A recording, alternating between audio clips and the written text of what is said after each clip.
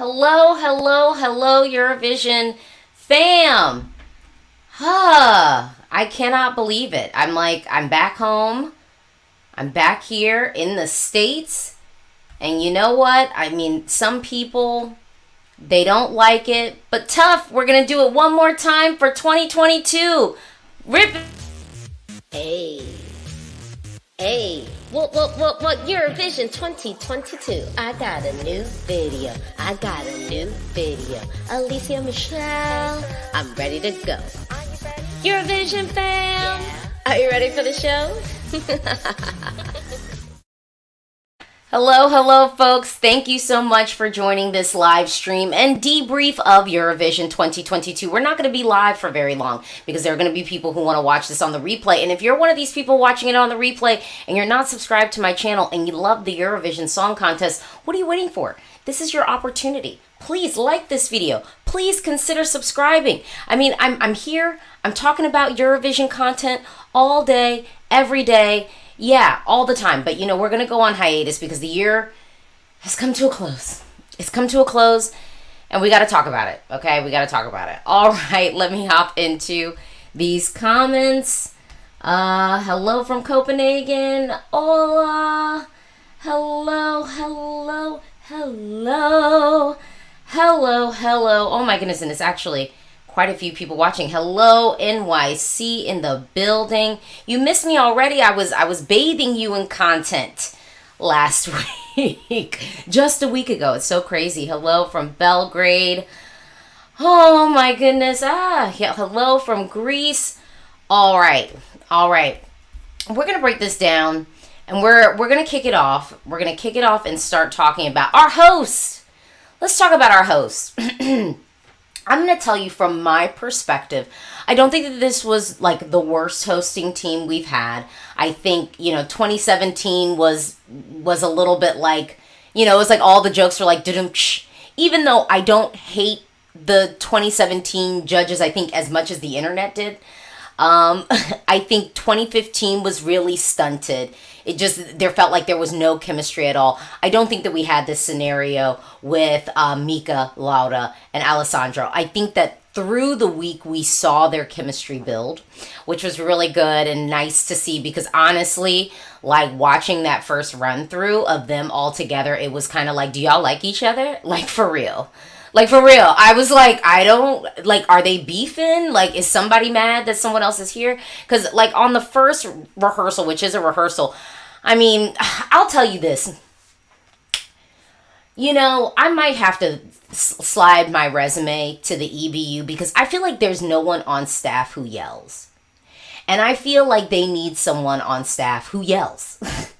Because some of those people needed a fire lit under them to just do their jobs.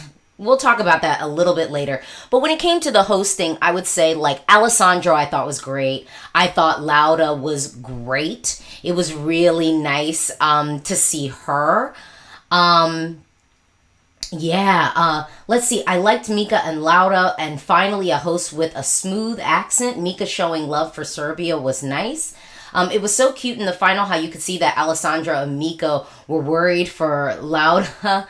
Alessandro is quite handsome. Okay, I'm going to tell you, I kind of disagree a little bit. I wasn't really feeling Mika as a host. Personally, I wasn't feeling Mika as a host, not just for what I saw kind of happen on camera, but kind of like when we were watching the rehearsals. This is like a pet peeve of mine. And it's also something that I feel like when you see people who really are pros at this, they just do. When you know that you're in a show that is live, you have to be as prepared as possible. And when, if there are things being dragged out in rehearsals, then that should almost tell you that we might have this happen live. So when you are in the rehearsal, you act as if it is live.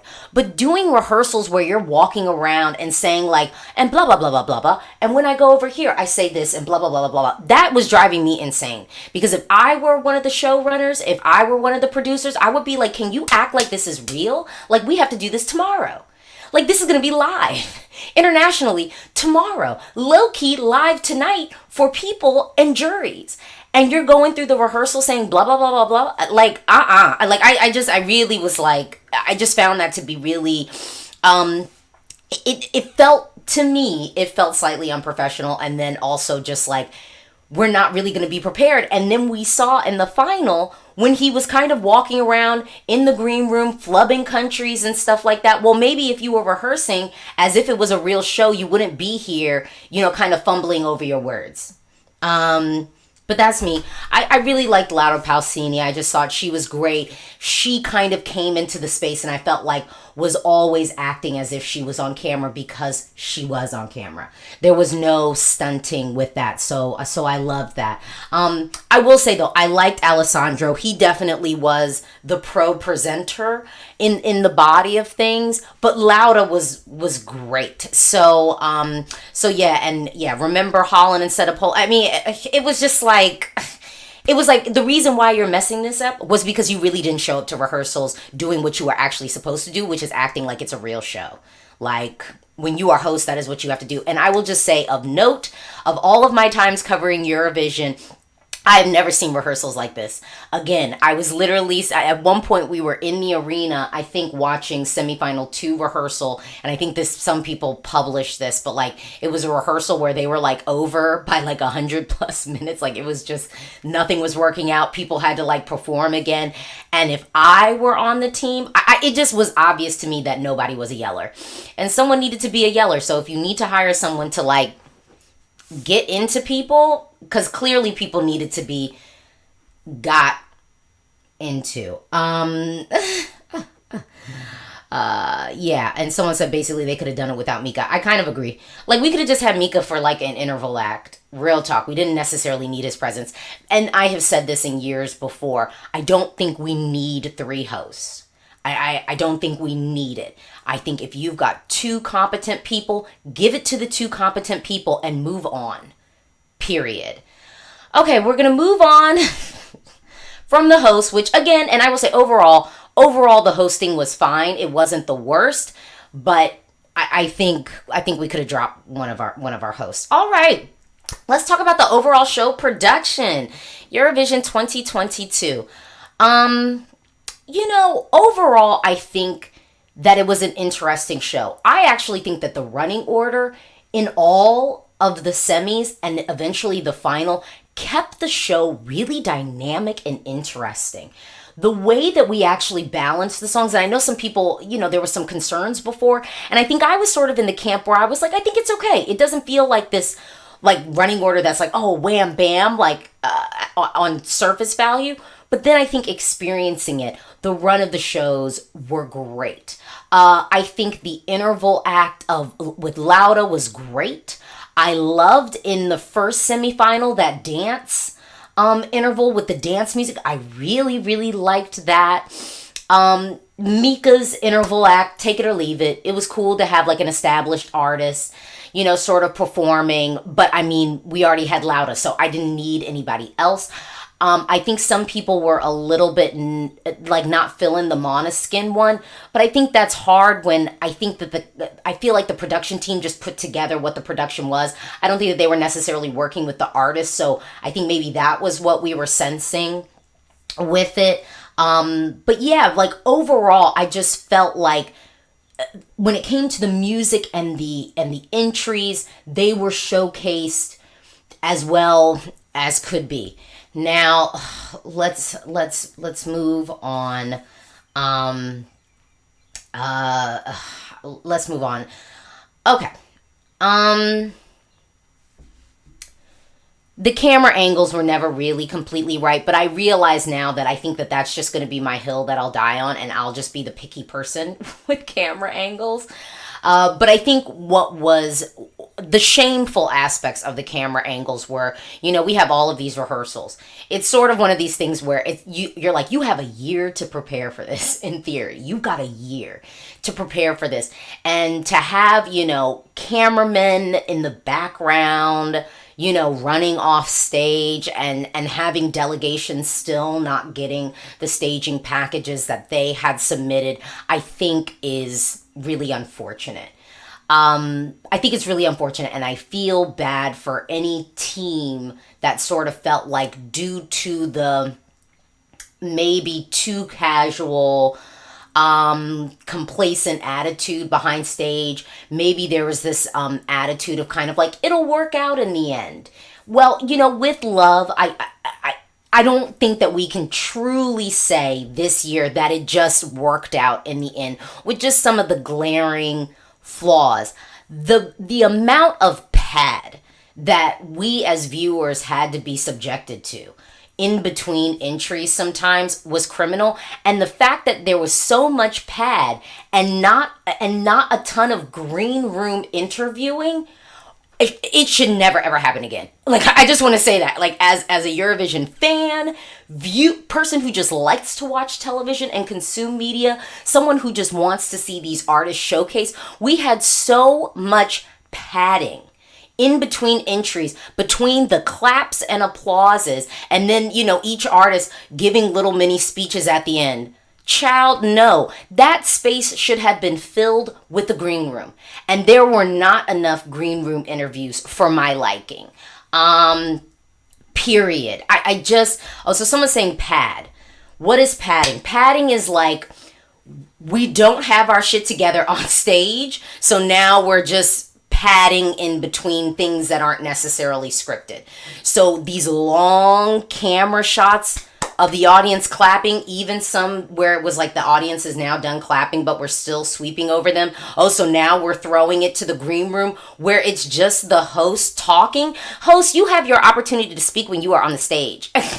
Like, when we are in the green room, I don't care what you have to say. Go and throw it to an interview. And we knew that was going to be a problem. We knew it was going to be a problem because in the rehearsals, you have the host just like, oh, we're here again. And they're like, and blah, blah, blah, blah, blah, blah, blah. Literally at rehearsals, blah, blah, blah. At one point, I think I actually stood up and I was like, why are they not, like, whispering, of course. But I'm like, why are they not just walking around and be like, oh, here I see Ireland. Ireland, Brooke, how did you feel about your performance on the stage? Why do I think that that's something that hosts should be doing? Because I saw Petra do it in 2016. I saw Aziz do it in 2019. So why these folks were not doing it this year was absolutely stupid. I mean, it was just, I'm sorry. Oh, yes. Oh, wait, hold on. I almost missed this. Hold on, this comment. Oh, where did it go? Yes. I mean, like, I would love to sit here and be the person, because I do think in life I tend to be this person where it's like you run around crazy, you do all this planning, and maybe you over plan it, and then you're like, I probably didn't even need to do all of that, and and it worked out. And I think maybe there was this attitude of like, you know what? We don't need to do all this. It's going to work out in the end. Well, guess what? I am here to say, although, yes, the show happened, people at home probably thought it was fine. People at home were like, oh, we're watching this. This is great. But for me, as someone who I would call myself a communications and media professional, not just with what I'm doing right here, but in life, I would not look at the final products of the show and say, oh, we hit it out of the park here when it comes to the television production side of it. It was a lot of like egregious things to me that I just thought like that was unacceptable. Yeah, do I have anything else? I said, yeah, I got my notes there. And then I would say logistics. Let's just talk about logistics. Logistics is, a field of study and work that isn't really sexy. It's not necessarily something that seems fun, but it is so integral into creating an experience that can be sexy and can be fun for all who are experiencing it.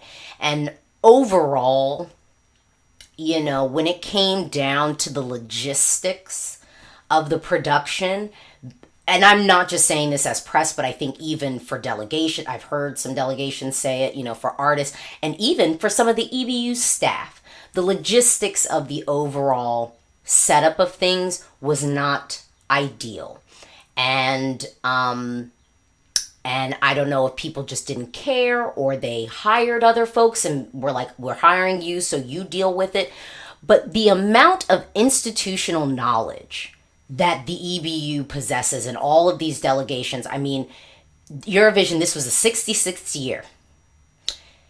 There are about 40 countries of people who are still living, you know, who probably could offer some advice and some guidance to people. And I don't know if that was not tapped, but I would say as someone who was on the ground experiencing things, it seemed as if that institutional knowledge was not tapped, because there was just some stuff logistically that did not make sense. It just didn't make sense. Yes. Okay.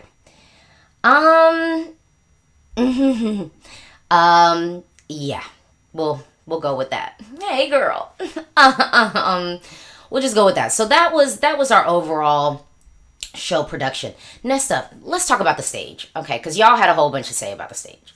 The stage was not that bad. I'm going to be in the camp of it wasn't that bad. And once we knew that there was an issue and people were not going to get the LED side of the screen, to me, it was incumbent upon the staging team to make it look better.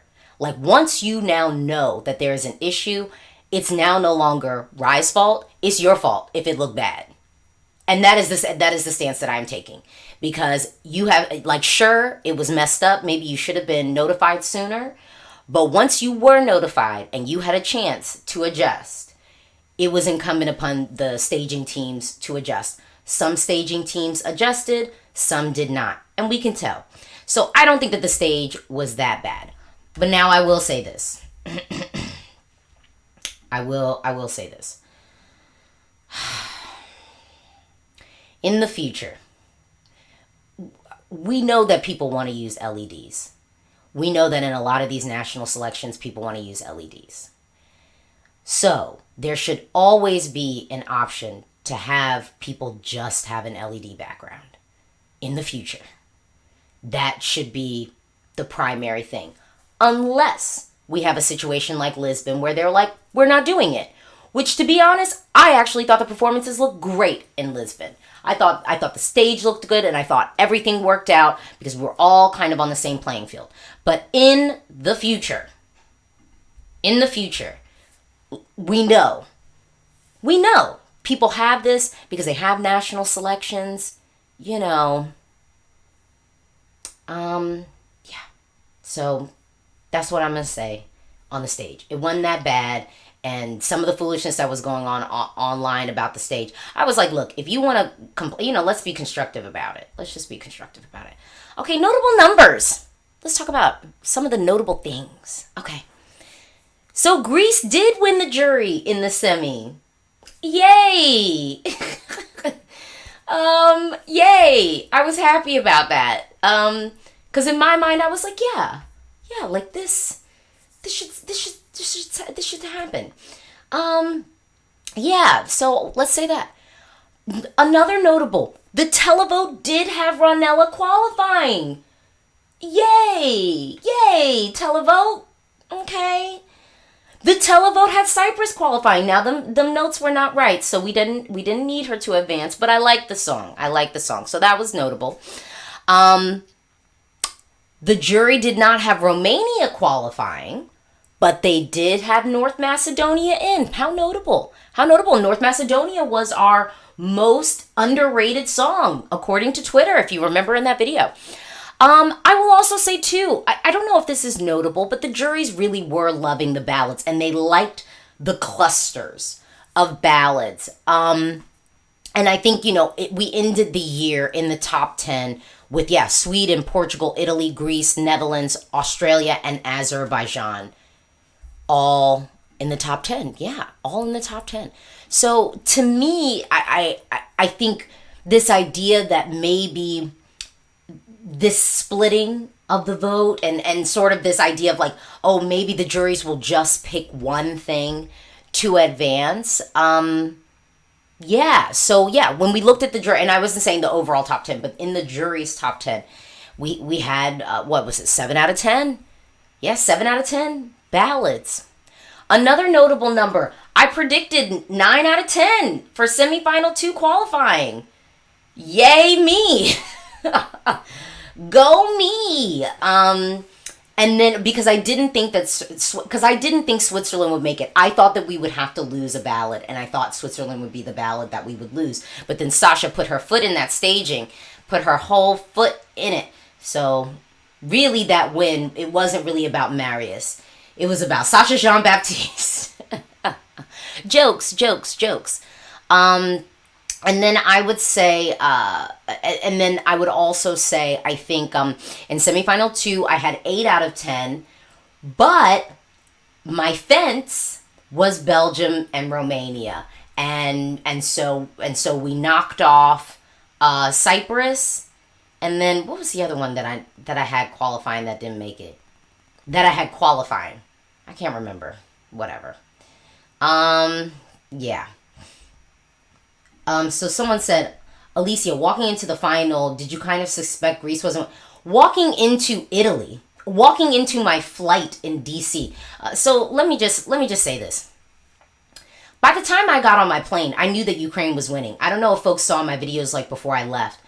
By the time I was on my way in the flight, I knew that Ukraine was winning. I don't know if I just was kind of like, craving a surprise or something like that. But by the time I got on the flight, I knew Ukraine was winning. So yeah, let's just pivot to the next topic point. We'll skip over the other topic I had, but the winners, Ukraine. Here's the thing. I said it before we had any songs that like if anyone wanted to like bet on Eurovision, I would always bet that Ukraine, like I would always put my money on Ukraine because Ukraine knows how to do Eurovision, period. Some people are asking if I had Ireland and San Marino qualifying. I didn't. In my video before, I was realistic. I knew Ireland and San Marino weren't going to qualify. Like before I left, before I saw staging. So I can't remember what I had. I can't remember what I had qualifying. Because yeah, it was 8. I had 8 out of 10 and I had Romania. I know I had Cyprus, so I had Romania and Belgium as my fence. I just can't remember. I can't remember. Actually, I could probably go back in this notebook and look, but it's not that deep. Let's stay on topic. Okay. The winners. So we know that Ukraine knows how to do Eurovision. What I was most thrown about in my reaction to the song when I first reacted to Kalush, it was really the rap part and the way that it was shot. It looked like, I think if folks remember, I was kind of like, this looks really like grassroots. Like, it looks like everybody has a mic. Like, which is like a trigger for like American hip hop fans. Like the concerts where everybody, like, well, the rap concerts in particular, where it's like everybody has a mic and it's like, we really only need 2 people with mics. It's like, because it's just like, whoop, whoop, whoop, blah, blah, blah, whatever. So it was really the staging and the way that it was kind of presented at me. It was just like a lot happening. And then I did not feel the rap. I'm obviously a hip hop fan. Well, maybe I shouldn't say obvious. I'm an American. I am black. Like, I am from an urban, like, city center. I like hip hop music. Let's just throw that out there. Yeah, but the rap part, I was like, woo. I just wanted to live more so in the beat.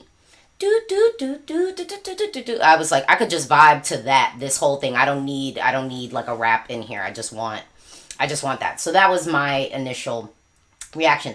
The song definitely grew on me though. But when I saw it, so when we saw the rehearsals, Ukraine was day 1. When I saw it, it looked like a winning package. It did. Ukraine knows how to do Eurovision. It just looked really clean. They were really mindful of giving us direct focal points. And it made me appreciate the rap more because in the moments where they were sort of static, sort of staying in their spot, that exuberance when the rap part came out, I could receive it more than when it just looked like everybody was just all on stage, like doing whatever.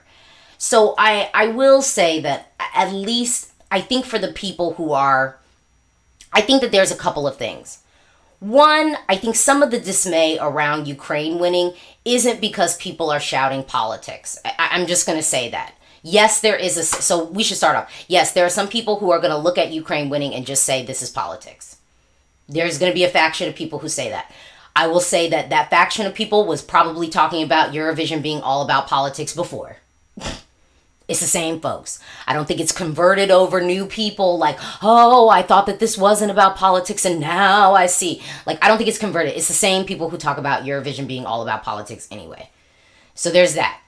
2, you have, I think, kind of the fandom folks who I think it's been a long time since we've had a surprise winner.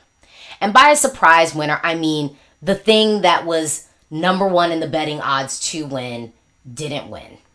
And I think people are craving that. I think even in the lead up, it was like, oh, it's anyone's game. Like, we could just be talking about anyone. And I think I always said, I was like, I think the field is far narrower than what we think it is. Like, I didn't think that there were 10 potential winners this year. I thought it was 5. And even 5 being generous. Because I really was like, Italy, Spain, like before we were there, Italy, Spain, and Ukraine. And then the people who could ruin the party, Sweden, UK, and then I said Greece kind of like as a dark horse. And actually Netherlands was like my honorable mention, but I didn't say it in the video. So yeah. So I think that there's just some people who are craving a surprise. And I don't think you can blame those people. It's been a couple of years where it's like, oh, the thing at the top of the betting odds won. And I don't think it's wrong to think of a contest and do that. And I also think too, I think we've gotten good at predicting. People like me, I think we've gotten good at looking at the numbers, reading the tea leaves, and kind of figuring out what is actually possible. So, maybe next year I won't say anything has winner potential. I'll just keep it to myself. And so then maybe I'm not contributing to ruining the surprise for things. Okay. Third bucket. I think this win feels hard and heavy for some folks because we are seeing the UK and Spain finally return to glory. And it's like when you see that, you want to reward it. You want to encourage it. You want to make sure like they don't fumble the bag and then just get complacent or get comfortable because it's like, oh, well, we still came like top 5 and then they don't do what they need to do. I'm going to tell you right now. So Spanish Eurovision fans, you can be mad at me right now. So in 3, 2, 1. First of all, the foolishness that y'all were pulling after Benidorm. Like, I know most of y'all have converted. And y'all are now like Chanel. But the rest of us have not forgotten of how foolish y'all were acting after she won. When we were all telling you she is going to do very well at Eurovision. She's going to do very well at Eurovision. And guess what? She did. In another year, she might have won. So now when you approach Benidorm this year, I just want you to keep it in mind. This whole, well, she's not the choice of the people. Well, but the people of Spain want to do well at Eurovision. We know y'all do. We know y'all want to host. Low-key, I want y'all to host. Okay? I am invested in you. I want to go. Okay? I want to go. I was ready to pack my bags this year, okay? So, I just say all this to say, we have not forgotten the way that y'all behaved. And I'll get to the way that y'all are behaving right now, but we'll talk about that later. Let's pivot and talk about the songs that got away. Let's talk about the songs that got away. And the ones that I want to talk about. Let's kick it off and talk about Albania. I missed this song in the final. I really, really did. I deeply, deeply missed the track in the final. But the staging was not what it needed to be. The staging package should have been something different. We should have gone with the same motif of the national selection. I'm all for switching it up from the national selection. I think it's nice to do that. But this switch up clearly was not the switch up that needed to happen because I do think it resulted in the song not qualifying. And I think it could have qualified had the package been cleaner. Next up, Cyprus. I kind of missed this song in the final, but the vocal was not together. So that's the one I got lighters for, but that also shows you execution is key. If you don't execute efficiently, you too could be out. So we know that. And yes, Ireland. Ireland stings. There's a sting with Ireland not advancing. The vocal was flawless. I saw some comments online where people were like, oh, I don't know what y'all were talking about with the vocal. I don't know what you're talking about. I really don't. I wish I could. I wish I could understand, because then I could have the conversation of like, oh, well, Cyprus, the vocal wasn't right. Brooke sounded good. She looked good. It looked like a showpiece. It looked like a performance. And it does beg the question, what else could they have done? Send Patrick, what was it? Patrick, what was his name? There was a guy with the song, Oh Something. That's the only one that I'm like, maybe he could have made it through, because you loved all the other sad boys. And so maybe you would have been okay with a slightly uplifting something. Was it O'Sullivan? What was his last name? Somebody drop down in the comments. Patrick O'Sullivan. So I was right. Okay.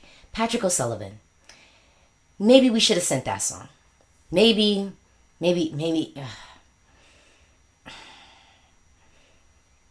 She did everything. She did everything. Yeah. Okay. And then San Marino. We needed that opening up the show, y'all. Well, actually, I like Czech Republic opening the show. So, we needed San Marino closing the show, maybe. We needed San Marino closing the show. That's what I'm going to go with.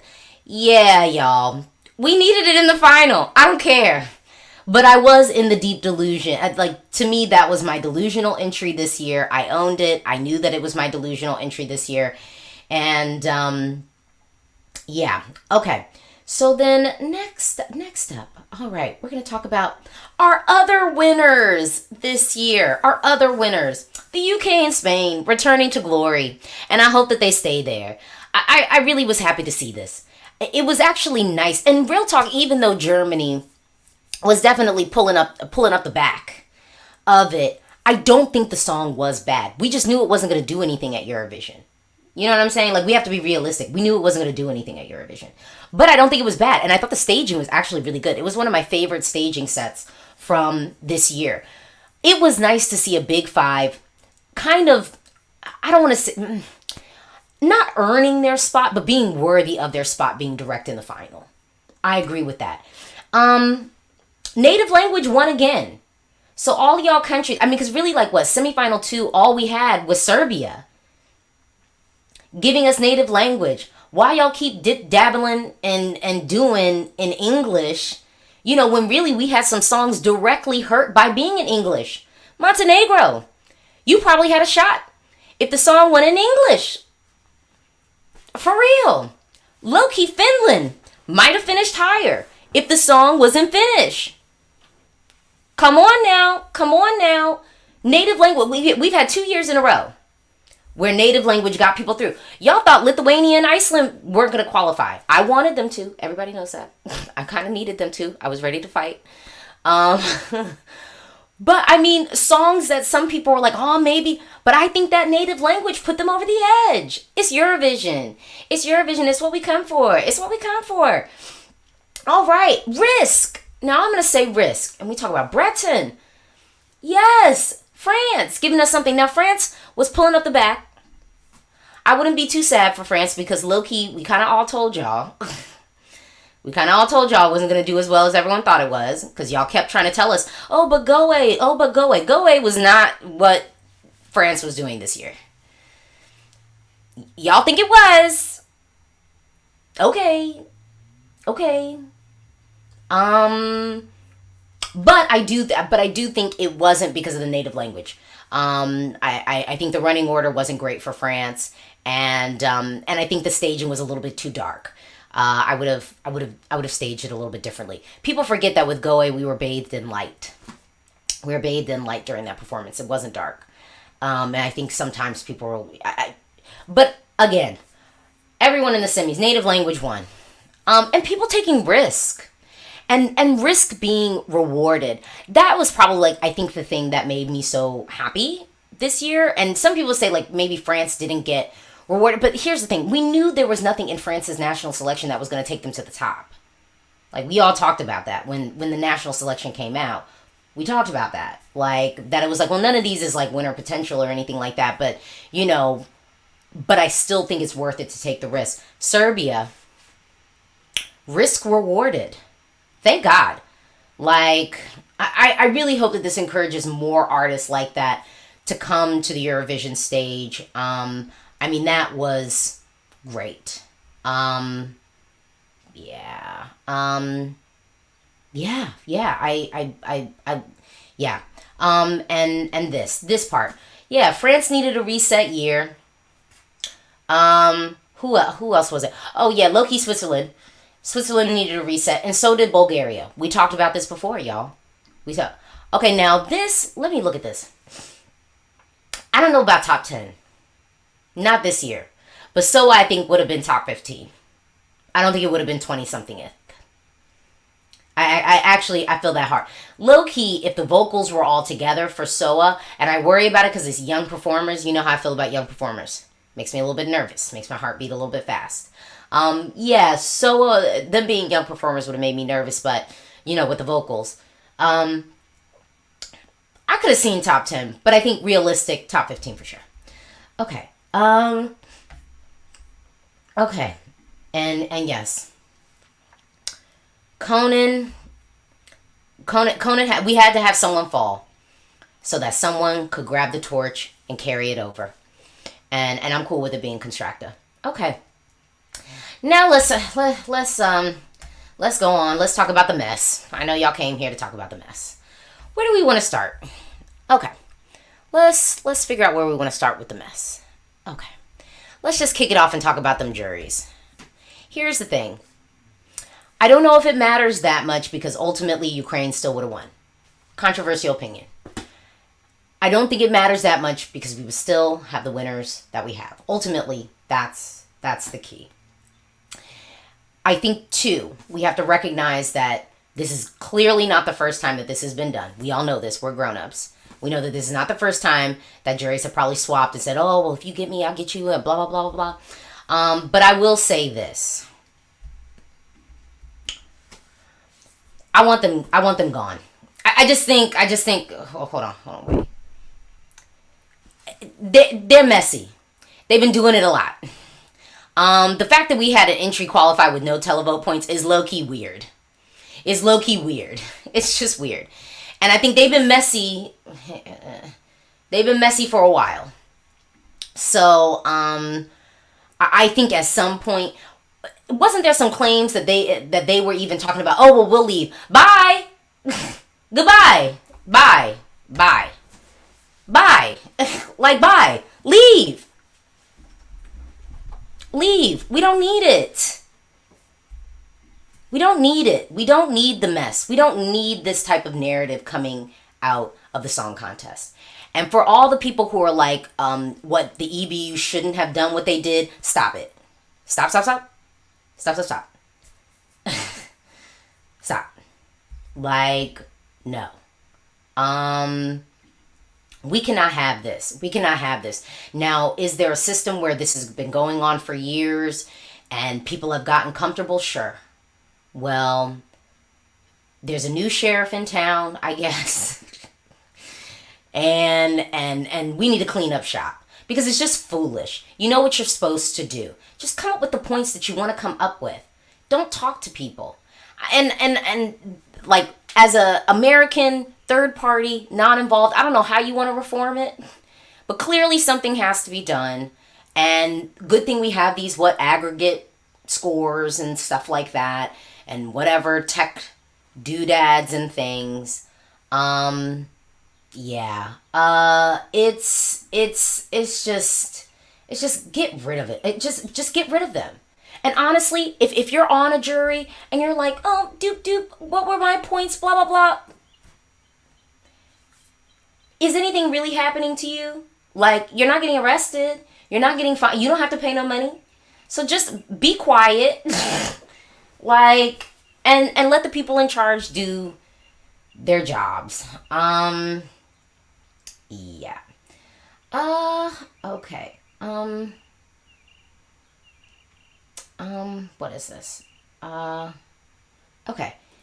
What else? What is the other mess? Do I need to talk anything more about the juries? I don't really have a whole bunch to say about it, other than just like the EBU did what they needed to do, thank God, and like low key, we need to create a system so that this doesn't happen again. And if people want to be butthurt over it, then you don't have to come and participate. One less country to take up the spot of another entry, for real, for real. Goodbye, like leave. Oh what? Oh no, wait. Where is this? Hold on, what?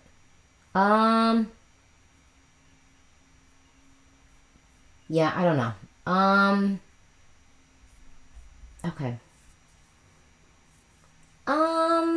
Just kidding. Okay. Yeah, I'm not gonna say anything else about the juries. I don't really have anything else to say about it. EBU did what they needed to do. What's next? Oh, okay. Oh, Russian hackers.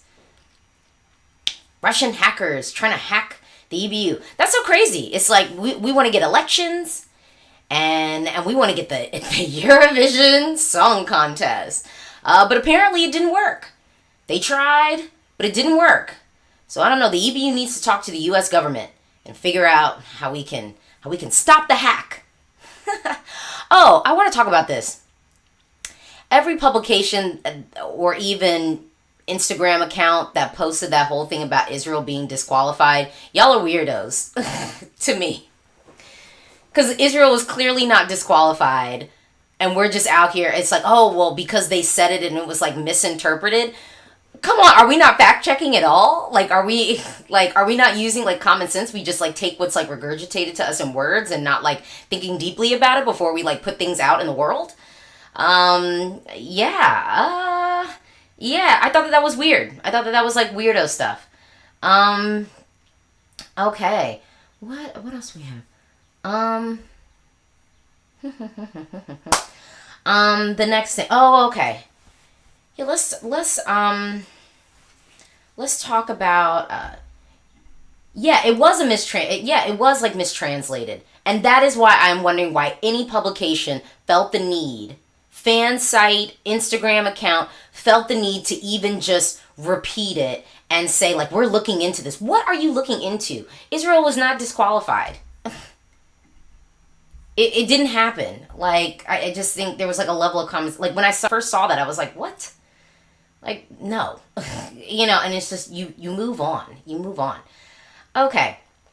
The next thing. I want to talk about the overall planning for Eurovision 2022, which was clearly lacking on some level. I'm going to tell y'all about what happened to me.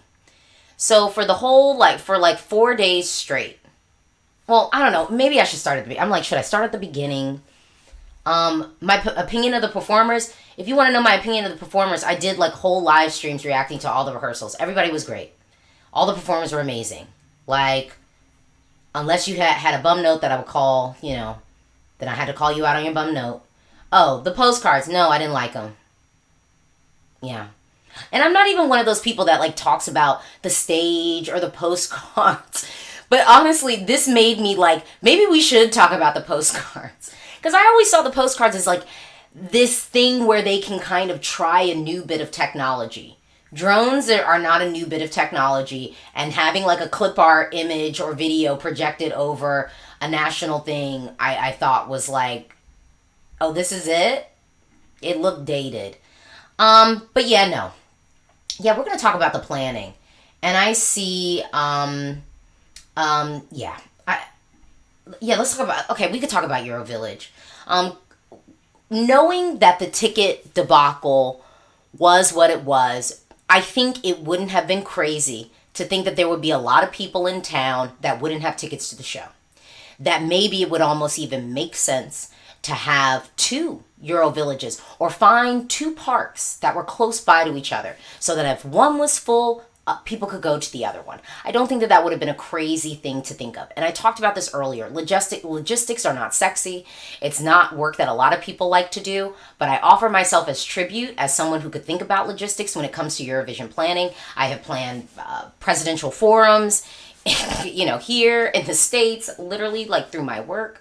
But I am not on the logistics team. But I feel that I could have built out a logistical program that would have been smoother. It would have been more accessible, and logical. Logistics. Is there like a Greek person? Logistics, is that from the same root of the word logic? Is that like a thing?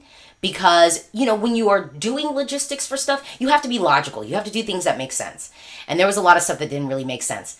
The fact that Eurovillage, on the night of the final, it was full. I mean, that could have been a safety hazard. Like, literally, like a disaster could have happened. We just had, like that huge festival with Travis Scott. Like, we know what happens when you have large crowds of people. Apparently, they ran out of water. Apparently, in Eurovillage, there were places that didn't accept cards. Make it make sense, y'all. Make it make sense. Make it make sense. Let's talk. And then the logistics around, like, the arena. I had a day. So, for 4 days, well, okay. When it came to getting our badges, there was like no signage up of like, this is where you check in. Like, it was no signage. We're getting COVID tested. There could be a thing where when you are looking at the front, the front of the like arena and everything, like the gates to sort of enter the structure when you are coming from public transit, literally like walking from public transit, I would have like a sign that says like step 1, like stop here. Have you gotten your COVID test today? And then you have like literally at my job, we have a role at events, at live events called people movers. It is literally a role that people do. And when you are done with your regular day job, you become a people mover where you just stand and you see someone looking like, oh, how can I help you? Oh, yes, go down here. There were literally like gaggles of girls in the press center, outside of areas. You ask them a question, they don't have any answers. And it was all like in packs. It was all like 3 to 4 or 4 to 5, sometimes 7, just girls all together talking. Them people should have been outside directing people. This is how you go to the COVID site. Like, this is where you check in to get your badge. Like, this is what you do. It's just about like, keeping the flow and making sure that people are informed and keeping people low-key in a good mood. People get in bad moods when they're walking around. They're like, I don't know where the hell I'm going. Like, where am I supposed to go? It's just, and it's about creating an overall experience. Next up, so we had like 4 days where we were entering one direction, and then all of a sudden, I go up there one day and they're like, and mind you, I have all of my equipment. I'm looking cute. My hair is done. And it's actually like a nice weather, like warm day. And I go up and they're like, oh, you can't cross over here. I can't cross over this public walkway that you're letting GDI and like audience ticket holders. I'm like, I've been tested. I've been vetted. You have my passport. Like, I'm assuming they do some like relative checks. For press, they don't just let like serial killers like walk through the building. So I'm like, why with me and my badge can I not walk across? And they literally like, oh no, you need to like, you can walk around the building. The arena? Walk around the entire arena? Have you lost your mind? And so then it's like, okay, yeah, walk around the whole entire building. Like, because I can't walk across here. And we'll get back to, we'll get to where this goes. So literally I walk around the building and then they blocked off the sidewalk. So then me, 5'3" me with a whole bag of like equipment, suitcase of equipment, I'm walking in a street, a road that is not blocked off, a road. Cars are coming and I'm walking in a road. So after I walk all the way around the building, then I am met with a queue from here to tomorrow to try and enter and like sit down and see rehearsals. And it's hot. So I just walked around the whole entire arena. Now I'm in a queue and we've got one security deck looking at everybody's stuff. Make it make sense. Make it make sense. Yeah, no, this is real. When you have one, I don't know, trundle, I don't know, the things that, one, for 500 press, one. Make it make sense. Make it make sense. Yeah, make it make sense. Okay. So yeah, I just, it was like logistical things like that. Oh, and so remember this same pathway that we couldn't walk across because that was where the audience was filing into the arena. Remember this walkway. So it's now 1:30 in the morning. 1:30 in the morning, late night. I'm leaving the press center. I'm by myself. I'm alone. And I go to walk across the area. It's closed. Not closed, you know what I mean? But like the arena's shut, like no one's around. And I'm like, yeah, I just need to like walk across because the public transit is on the other side. So literally a security, 1:30 in the morning, a security guard stops me and it's like, oh, this area is closed. It's 1:30 in the morning.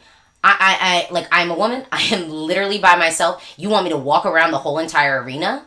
Like, while I have equipment on me?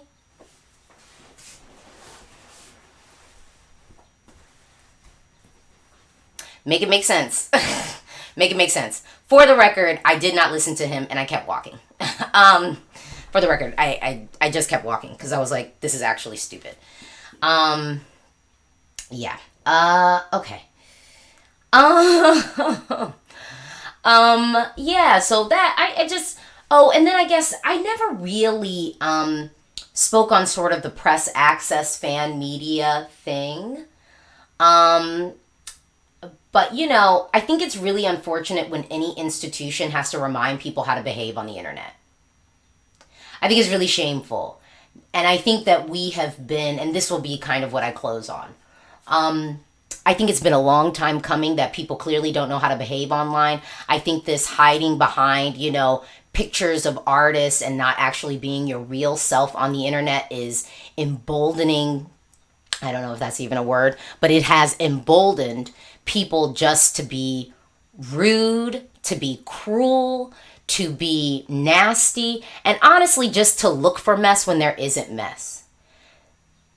When people want to, I would really like people to normalize if so, and I even saw this, like, I think where I'd have people reply, because I could see some people reply to my comments like, oh, I love this entry, and then right after that is someone like, how can you love that? Why the hell are you talking to that person? You don't like the song that they love? Move on. Move on. Like, the way that people have been behaving, and again, I think it is progressive. I think it exists outside the world. I don't think that this is just a Eurovision thing. It is the way that everybody behaves on the internet. But I'd like to think that we could get to a place where we could be an example as a community. Because every time that I have experienced Eurovision in person, we all get along. We all like each other. There's not like drama. We have fun. We go out. Even though we didn't have a Euro Club this year, we will find places to go out, come together, and love on these artists and support these artists. Because ultimately, that is what it's about. When I complain about staging being off, like, that's not a knock to the artist. I want that artist to get on stage and have the best staging package that they can have. And for some of these countries that I know have budget, Belgium, you know, when they deliver what they do, it's just, to me, I'm irked because I want that artist to have the package that they should have. I want that artist to look good, not just sound good, look good, you know? So I just want to say that I really think that we have gotten to a place in the fandom where I am not in the camp of people who thinks that we need to see first rehearsals. Shoot me, whatever. Because of the way that people act. Period.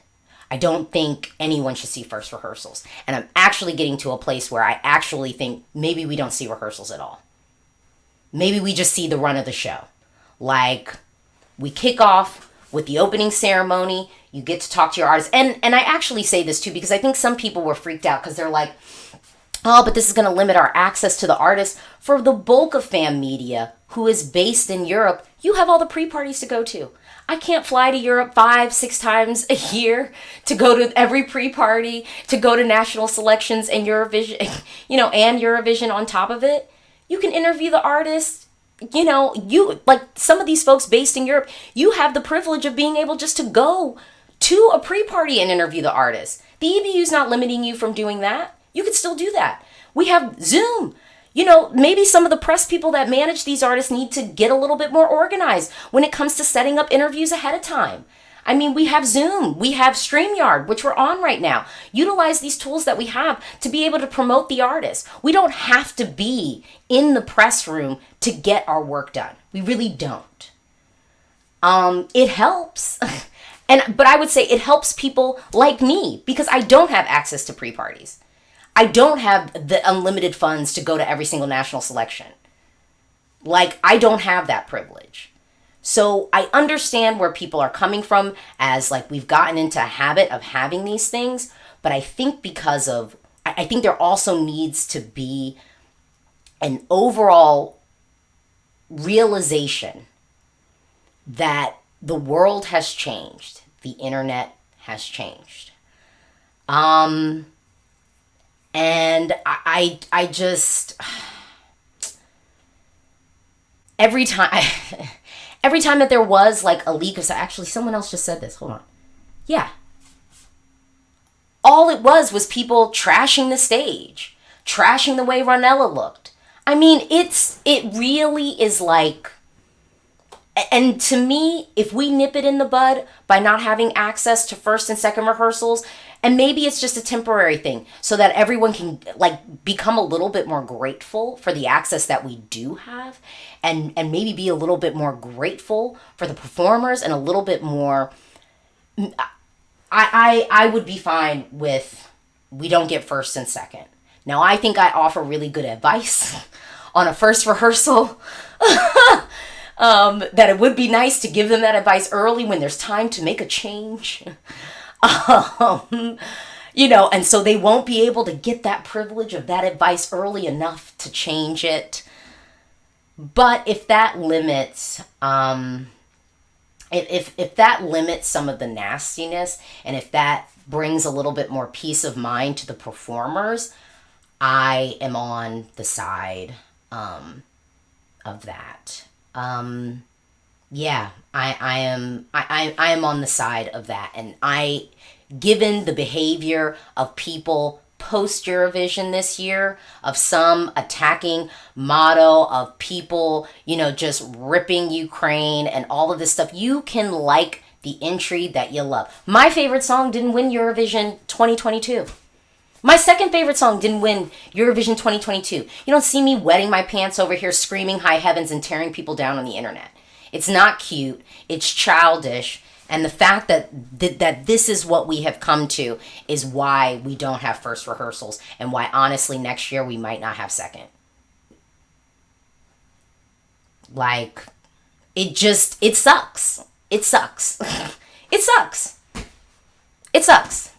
But I will say this, we deserve Euro Club, okay? We deserve Euro Club. We shouldn't be going to these establishments, taking over their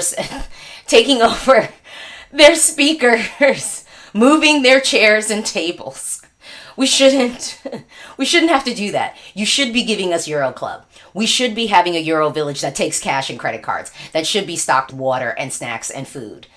We should be creating fan experiences for people who are traveling. We should be working with hotel boards and mayors to make sure that the contest is accessible and affordable for all to enjoy it. Because that is what Eurovision is about.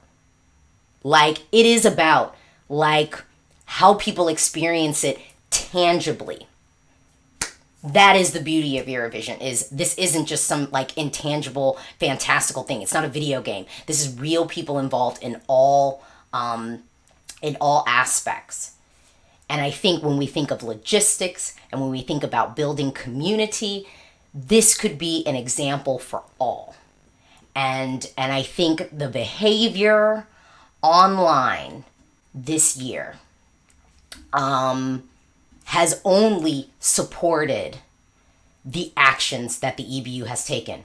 But I will, I was going to pivot this, but I will say one thing that the EBU did that I actually have to critique a little bit. There was an email that was sent out, and I'm going to read it to y'all. I can show it to y'all, but I'm going to read it to y'all. Live streaming from the press center. Please note that you cannot monetize any live stream from the on-site press center of the Eurovision Song Contest in any capacity. including taking donations. In the accreditation rules, it states that you commit to not to sell, offer to sell, or possess with the intent of selling any goods or services whatsoever, including selling promotional materials via online and offline platforms. Now here is why this is a problem. And I'm going to show you. We're going to share our screens. We're going to share our screens. Okay? Okay. How do I want to do this? Do I want to do a window or the whole screen? Okay. We're going to do a window. All right. So, this is the email. Y'all can look at it. So that's the email. But here, I go to Metro UK, and what am I served with? Ads. Ads, ads, ads, ads. Okay? Let's go to the Daily Mail. Oh, look at this. Ads. Ads. Ads everywhere. Oh my goodness, ads, they move.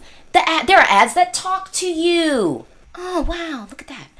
Okay, let's go to The Guardian. Oh my goodness. Not only do I get served with ads, but they're asking me to contribute and they're asking me to subscribe. And this is Eurovision. These are all Eurovision articles. Okay. Oh, now we're bringing it to America. The New York Times. What am I seeing? Oh my goodness. I get an ad. And then I'm told, oh wait, you're almost out of free articles. So then I'm going to have to pay them to read about it.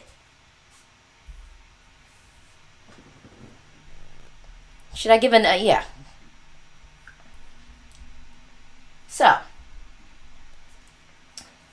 if news costs money, information costs money. If people can't, now I could understand if it's like, well, live streaming from the press center, you hear the songs in the background maybe. But if the show is live, if people are live during the grand final and during the actual semifinal, it's already public, right? And then if the song is picked up in a stream, then the owner of that song will then tag on money to monetize said video. That is the one thing I will say with the EBU. I'm kind of like, y'all, come on now. like, come on now. Now, I don't know, maybe there are some fan sites who are just rolling in dough. I don't know. I'm not one of them. I don't know. But maybe there are some that are rolling in dough and it's like, okay, you are profiting off of this thing that is like a public vehicle.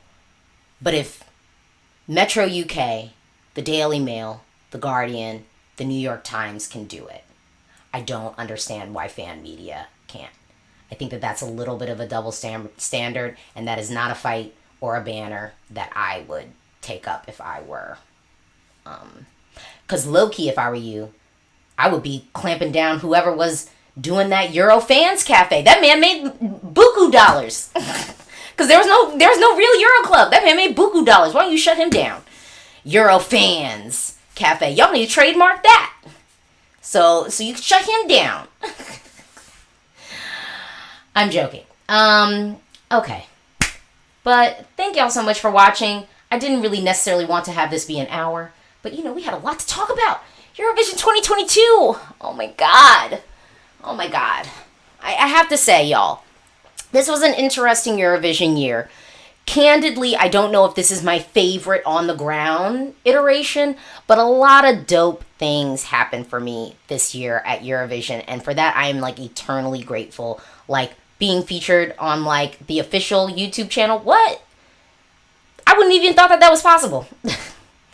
I got to be on the official podcast. That was dope. And then Ewan hooked me up, got me on the U.S. radio broadcast of Eurovision. Are you kidding me? This year was a very interesting Eurovision year. And I am I really am hopeful for where we go. I'm hopeful for a non-COVID Eurovision. I am hopeful for a Eurovision with a Euro Club. I am hopeful for a Eurovision where people are actually gracious to one another online. I'm hopeful for a Eurovision where we can come together again in person. I had 2 amazing events. I got to meet folks. We had a dinner that was so amazing. I was literally in tears at the end of the dinner, not just because I was drunk, but because I was just so grateful for people, one, coming, and then just that restaurant just hooking us up for real. I had a cocktail crawl, which was so dope, y'all. I mean, like, I felt community, although it didn't feel like it was organizationally sanctioned community. And that to me lets me know how powerful our community really is. That we don't need an organization to create a community for us and create spaces for us. We will create our own spaces just like we've carved them out online.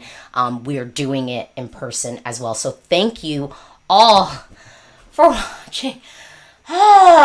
This was long. I will be back. I will try to do 10 things earlier. But as you know, please don't be beating me up in June and July to create some content. Don't beat me up. I deserve a break. I deserve a break. I have a whole ass baby. Well, soon to be toddler. Soon to be toddler. All right. Bye, y'all.